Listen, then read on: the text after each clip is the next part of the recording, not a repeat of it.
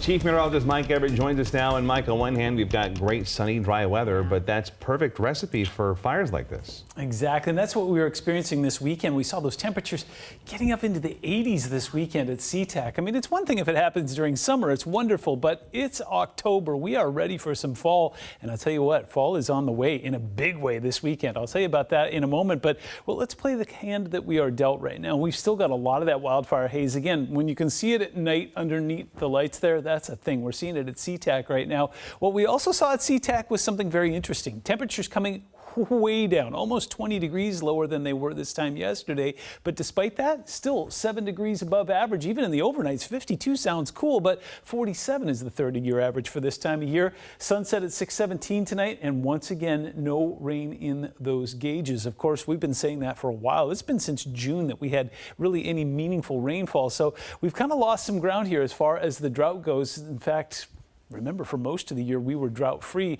Now we've got some abnormally dry and some moderate conditions out there.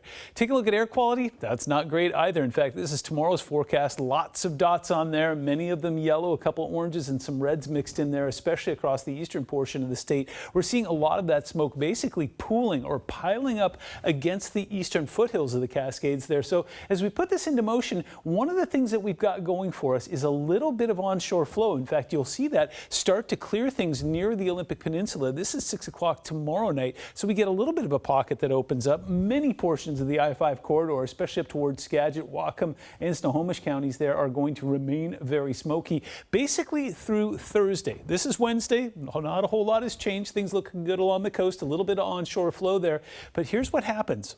Those of you who are visual learners, take a look at this. Ridge of high pressure starts to shift. Now remember, as I've told you 1,001 times here, flow around a high is always clockwise. So what we're seeing here is a couple of periods where we'll see some light onshore flow, and then Wednesday into Thursday it goes offshore very quickly before a new system moves in.